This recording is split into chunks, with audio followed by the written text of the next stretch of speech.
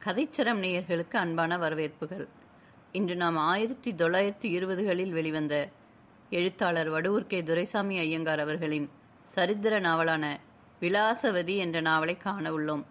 தமிழ் வாசகர்களின் நாடியை பிடித்து பார்த்து அறிந்து எழுதியவர்களில் காலத்தில் முதன்மையானவர் வடுவூர் கே. துரைசாமி ஐயங்கார். இவர் ரெய்னால்ட்ஸ் போன்ற ஆங்கில நாவலாசிரியர்களின் கதைகளை தழுவி எழுதியதோடு நின்றுவிடாமல் தமிழ்நாட்டின் சமகால சமுதாயத்தை சித்தரிக்கும் பல நாவல்களையும் இவர் எழுதியுள்ளார். அதிகாரம் 9. சோமசுந்தர சோழகர் தமக்கு பின்னால் காண்டாவனம் ஜமீன்தாருடைய ஆட்கள் தொடர்ந்து வருகிறார்கள் என்பதை உணர்ந்து கொண்டார். ஆகையால் தாம் எவ்வித தந்திரம் செய்து பகைவரை வெல்லலாம் என்ற யோசனை செய்த வண்ணம் தமது குதிரையை முடுக்கி விடுத்துக்கொண்டு முன்னால் சென்றார். அவர் பத்ரகாளி கோவிலிலிருந்து புறப்பட்ட பிறகு கால் நாழிகை நேரத்தில் அதிவேகமாக பாய்ந்து போய் முன்னால் சென்ற மகாராணியின் பரிவாரங்களை அடைந்தார். விலாசவதி தேவியின் சமீபத்தை அடைந்த இலங்கை வீரர் வணக்கமாக குனிந்து அவருக்கு மரியாதை செலுத்திவிட்டு மகாராணியிடம் தங்களுக்கு ஏற்பட்ட அபாயம் அடியோடு சுத்தமாக விலகவில்லை, அது இன்னமும் இருந்து வருகிறது, ஆகையால் தாங்கள் மெதுவாக போகாமல் நிரம்பவும் வேகமாக போக வேண்டும் என்று எச்சரித்துவிட்டு பின்தங்காமல் தமது குதிரையை ஊக்கி வேகமாக விடுத்துக்கொண்டு முன்னால் போய்விட்டார். அவரது சொற்களை கேட்ட மகாராணியும் மற்றவர்களும் ஒரே காலத்தில் தம் தம் குதிரைகளை இடித்து முடுக்கி விட்டுக்கொண்டு ஒரே பாய்ச்சலாக முன்னுக்கு பாயத் தொடங்கினர். அவர்களை விட்டு முன்னால் சென்ற இலங்கை வீரர் சிறிது தூரத்திற்கப்பால் பாட்டையில் இருந்த ஒரு பழைய பாலத்தண்டை நின்று கொண்டிருந்தார். மகாராணியும் அவளது பரிஜனங்களும் அந்த பாலத்தை அடைந்த காலத்தில் இலங்கை வீரர்கள் அவர்களை எல்லாம் இன்னொரு முறை ஊக்கி விரைவாக செல்லும்படி கூறிவிட்டு தாம் மாத்திரம் பின்தங்கினார். பின்னர் திருமானூர் ஜமீன்தார், உதயமார்த்தாண்டம் ஜமீன்தார், திருக்கோணம்பாளையத்து ஜமீன்தார் மற்றும் அவர்களுடைய படை வீரர்களை எல்லாம் அங்கேயே நிறுத்தி கொண்டு மற்றவர்களை முன்னுக்கு செல்லவிட்டார்.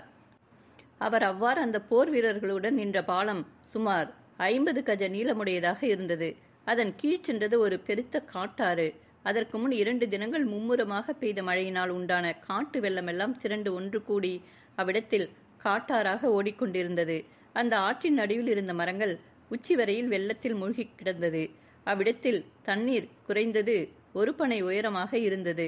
தங்களை துரத்தி கொண்டு பின்னால் வந்து கொண்டிருந்த காண்டாவனம் ஜமீன்தாரும் அவரது வீரர்களும் அந்த காட்டாற்றை கடக்க முடியாமல் செய்துவிட்டால் என்ற யோசனை நமது இலங்கை வீரருக்கு தோன்றியதாகையால் அவர் தம்மோடு இருந்த வீரர்களிடம் தமது கருத்தையும் யோசனையும் வெளியிட உடனே அவர்கள் அனைவரும் தம் தம் கைகளில் இருந்த கோடாரி, ஈட்டி, வாள் முதலிய ஆயுதங்களை எடுத்துக்கொண்டு தம் தம் குதிரைகளை விட்டு கீழே இறங்கி அந்த பாலத்தின் தென்பாகத்தில் இருந்தபடி அதை வெட்டி பெயர்க்கத் தொடங்கினர். அந்த பாலத்தின் அடிப்பாகத்தில் 7 கண்மாய்கள் இருந்தன. தெற்கு கோடியில் இருந்த கண்மாயின் மேல் பாகத்தை மாத்திரம் தாம் பெயர்த்து விட்டால் அதுவே போதுமானதென்று இலங்கை வீரர் கூற, மற்றவர்கள் தங்களது முழு பலத்தையும் வெளிப்படுத்தி ஆயுதங்களால் குத்தி பெயர்களாயினர். தரையும் கட்டிடமும் நிரம்பவும் இறுகவாக இருந்தமையாலும் அவர்கள் தங்களது தேகத்தை அபாரமாக அலட்டி சாராக பிழிந்தபடி சிறுக சிறுக அந்த இடத்தை பெயர்த்தனர். அவர்களது பார்வை அடிக்கடி வடக்கு திக்கில் சென்று காண்டாவனம் ஜமீன்தாருடைய ஆட்கள் வருகிறார்களா என்று பார்த்தது. அரை நாழிகை சாவகாசம் ஆயிற்று. கூப்பிடு தூரத்திற்கப்பால் ஏராளமான குதிரை வீரர்கள் தம் தம் குதிரைகளை விடுத்துக்கொண்டு வருவதை நமது இலங்கை வீரரும் மற்றவர்களும் கண்டனர். எல்லோரும் முனைந்து மேன்மேலும் பலமாக வெட்டி குத்தி ஒரு கான்வாயின் மேல்பாகத்தை பெயர்த்து வேறாக்கி தண்ணீரில் தள்ளிவிடவே நிரம்பவும் பிரம்மாண்டமாக இருந்த அந்த கட்டிடம் தடார் என்று வெள்ளத்தில் வீழ்ந்து மறைந்து போயிற்று. பாலத்தின் தெற்கு பக்கத்தில் சுமார் 4-5 கஜ தூரம் திறப்பு ஏற்பட்டு போனது. அதை கண்ட இலங்கை வீரரும் மற்றவரும் பெரிதும் நிம்மதியடைந்த உடனே தம் தம் குதிரைகளின் மீது அமர்ந்து தெற்கு திசையில் செல்லத் தொடங்கினர். அவ்வாறு சென்றவர்கள் சிறிது தூரம் போய் திரும்பி பார்க்க காண்டாவனம் ஜமீன்தாரும் அவர்களது வீரர்களும் பாலத்தண்டை வந்து அதை கடக்க வரமாட்டாமல் நின்றதைக் கண்டு பாலத்தண்டை வந்து நின்றார்கள்.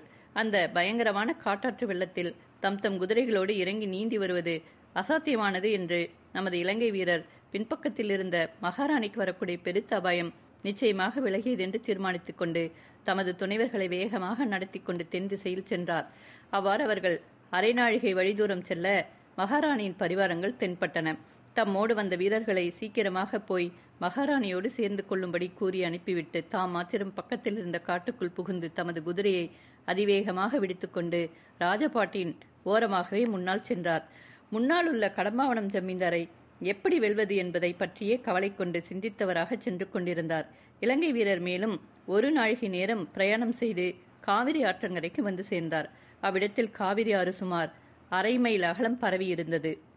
சில நாட்களாக மழை பெய்த காரணத்தினால் அந்த ஆற்றிலும் பெருத்த பிரவாகம் போய்க் கொண்டிருந்தது. ஆகையால் கண்கண்ட தூரம் வரையில் ஒரே ஜலப்பிரளயமாக இருந்தது. அவ்விடத்தில் பரிசல்கள் ஆயத்தமாக நின்று கொண்டிருந்தன.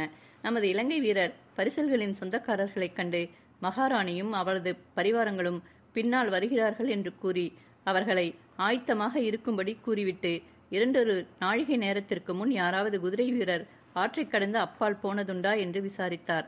பரிசல்காரன் யாரும் போகவில்லை என்று மறுமொழி கூற, அதை கேட்ட இலங்கை வீரர் இடும்பாவனம் ஜமீன்தார் ஜெயம் கொண்ட சோழபுரத்திற்கு அப்பால் வீரர்களோடு வந்து தோற்று ஓடிய பிறகு கடம்பாவனம் ஜமீன்தாருக்கு எந்தவித சமாசாரமும் சொல்லி அனுப்பவில்லை என்பதை நிச்சயப்படுத்தி கொண்டு தாம் தமது குதிரையோடு ஒரு பரிசலில் ஏறிக்கொண்டு அதை விசையாக தள்ளச் செய்து 1 நாழிகை சவகாசத்தில் அக்கறையடைந்து குதிரையோடு கரையேறி அவ்விடத்தில் சிறிதும் தாமதியாமல் தமது குதிரை மீது அமர்ந்து மேலும் செல்லலானார்.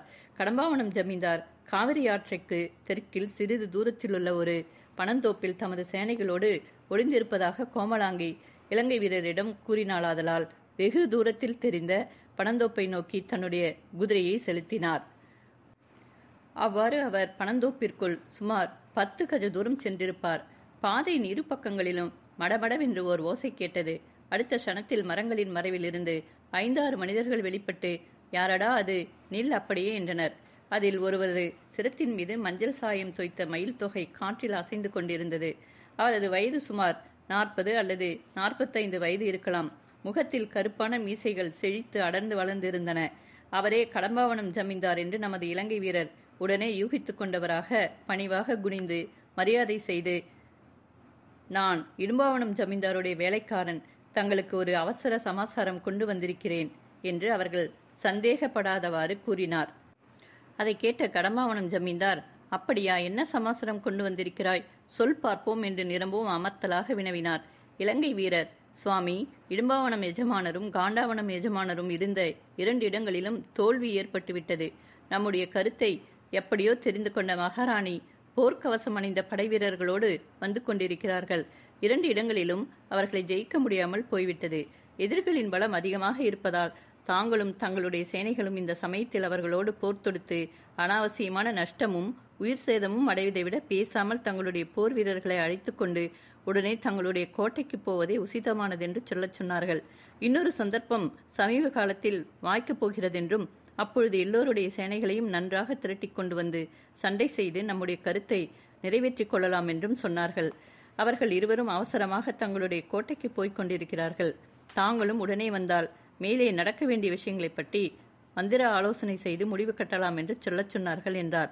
அதை கேட்ட கடம்பாவனம் ஜமீன்தார், என்ன ஆச்சரியம், நேற்றுதானே இராஜாங்க அலுவலுக்காக குறைவான பாதுகாவலர்களுடன் மகாராணி மகேந்திர சோழ கோட்டைக்கு போனார்கள். அதற்குள் எப்படி படையை திரட்ட முடிந்தது? இது கொஞ்சமும் நம்பத்தகாத செய்தியாக இருக்கிறது என்று கூறிய வண்ணம் இலங்கை வீரரது முகத்தை உற்று நோக்கினார். இலங்கை வீரர் முன்னிலும் அதிக பணிவாக பேசத் தொடங்கி, நீங்கள் சொல்வது நியாயமான சங்கதிதான். அவர்கள் முன்குறித்த ஏற்பாட்டை மாற்றி விடியற்காலையிலேயே புறப்பட்டு வரப்போகிறார்கள் என்ற செய்தி இடும்பாவனம் எஜமானருக்கு இரவு சுமார் 3 மணிக்கு கிடைத்தது. அந்த கடிதத்தில் விவரம் எதுவும் எழுதப்படவில்லை. அந்த கடிதத்தை பார்த்தவுடனே அவர்கள் தங்களுக்குள் காண்டாவனம் எஜமானருக்கும் ஆட்களை அனுப்பி வைத்தார்கள். அதன்படி தாங்கள் இருவரும் இங்கே வந்து விட்டீர்கள். பிறகு விரிவான இன்னொரு கடிதம் மகாராணியின் இருப்பிடத்திலிருந்து வந்தது. அந்த கடிதத்தில் என்ன எழுதப்பட்டிருந்தது என்றால், அவர்கள் விடியற்காலையில் புறப்பட்டு வருவது நமக்காக பயந்து கொண்டு வருவதல்ல என்றும், வீராணம் கோட்டையில் இன்றைய பகலில் நடக்கப் போகும் மாலினியின் சோபன கல்யாணத்திற்கு எல்லோரும் காலையிலேயே வரவேண்டும் என்று வீராணம் ஜமீன்தார் மகாராணிக்கு எழுதி கேட்டுக் கொண்டிருப்பதால் அதற்காகவே அவர்கள் விடியற்காலையில் புறப்பட்டு வருகிறார்கள் என்றும், நேற்று சாயங்காலம் மகாராணி வேவுக்காரர்களை 4 பக்கங்களிலும் அனுப்பி போர் வீரர்களை திரட்டிவிட்டனர். அந்த 2வது கடிதம் பின்னர் தான் கிடைத்தது. அந்த கடிதம் கிடைத்த அடுத்த க்ஷணத்தில் மகாராணியும் அவளுடைய வீரர்களும் வந்துவிட்டனர். அதை கண்ட பிறகுதான் அவர்களிடம் தோற்றும் விட்டார் இடும்பாவனம் எஜமானர் தம்முடைய வீரர்களை அனுப்பிவிட்டு என்னை மாத்திரம் அழைத்து கொண்டு குறுக்கு வழியாக பத்திரகாளி கோவிலண்டை வந்தார்கள். வந்த விஷயத்தை காண்டாவனம் எஜமானரிடம் தெரிவிக்க அவர்கள் இருவரும் அதற்கு மேல் கலந்து யோசித்து என்னை உடனே தங்களிடம் அனுப்பினார்கள். உடனே புறப்பட்டு நான் வந்து சேர்ந்தேன். இவ்வளவுதான் விவரம் என்றார். அதை கேட்ட கடம்பாவனம் ஜமீன்தார் மிரம்பவும் கலங்கி திகைத்தவராக இலங்கை வீரரை மேலும் கீழும் ஏற இறங்க பார்த்து, நீ சொல்வதெல்லாம் உண்மையான சங்கதி என்று நான் எப்படி நம்புவது? நீ ஒருவேளை பகைவரை சேர்ந்த மனிதனாக ஏன் இருக்கக்கூடாது என கேட்டார். உடனே இலங்கை வீரர், சுவாமி, இதோ பாருங்கள், இடும்பாவனம் எஜமானருடைய முத்திரை மோதிரத்தை. என் சொல்லை தாங்கள் ஒருவேளை நம்புவீர்களோ மாட்டீர்களோ என்று நினைத்த இடும்பாவனம் எஜமானர் இந்த மோதிரத்தை கொடுத்தார்கள். அதுவுமன்றி இதோ நான் ஏறிக்கொண்டு வந்திருக்கும் குதிரையை பாருங்கள். இது காண்டாவனம் எஜமானருடைய பஞ்ச கல்யாணி குதிரை என்ற அடையாளம் தெரியவில்லையா? நான் அவசரமாக இங்கே வருவதற்காகவும் தாங்கள் இதை பார்த்தால் உடனே திருப்தி அடைவீர்கள் என்பதை கருதியும் காண்டாவனம் எஜமானர் தாம் ஏறியிருந்த குதிரையை எனக்கு கொடுத்து என்னை அவசரமாக அனுப்பி வைத்தார்கள் என்று கூறினார். அவ்வாறு 2 முக்கியமான அடையாளங்கள் காட்டப்படவே இலங்கை வீரர் சொன்னதெல்லாம் முற்றிலும் உண்மையான வரலாறு என்று கடம்பாவனம் ஜமீன்தார் நம்பினார். மோதிரம் இடும்பாவனம் ஜமீன்தாருடையது என்பதும் குதிரை காண்டாவனம் ஜமீன்தாருடையது என்பதும் சந்தேகமற அவருக்கு தெரியுமாதலால் அவரிடம் வரவேண்டிய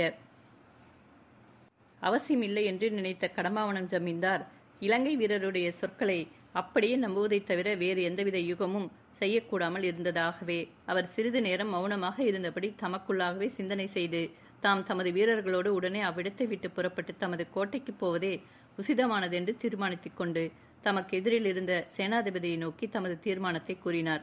உடனே அவரும் மற்றவர்களும் அவ்விடத்தை விட்டு பனந்தோப்பிற்குள் நுழைந்து அதற்கப்பால் சிறிது தூரத்தில் மறைந்திருந்த குதிரை வீரர்களை எழுப்பி நடத்தி கொண்டு சுமார் 7-8 மைல் தூரத்தில் இருந்த கடம்பாவனம் கோட்டையை நோக்கி செல்லலாயினர். அவர் பனந்தோப்பை விட்டு போகும் முன் இலங்கை வீரரை நோக்கி தமது கோட்டைக்கு வந்துவிட்டு போகும்படி உபசாரம் செய்தார். இலங்கை வீரரோ தாம் அவசரமாக இன்னொரு இடத்திற்கு போக வேண்டும் என்று சமாதானம் கூறி அவரிடம் விடைபெற்று கொண்டார். அவர்கள் உண்மையிலேயே அவ்விடத்தை விட்டு போய்விட்டார்களா என்பதை நிச்சயித்துக் கொண்டு அதற்கு மேல் மகாராணிக்கு சிறிதும் அபாயம் இல்லை என்பதைக் கண்டு அவ்விடத்தை விட்டு மேலும் தென்முகமாக தமது குதிரையை மெதுவாக நடத்திச் சென்றார்.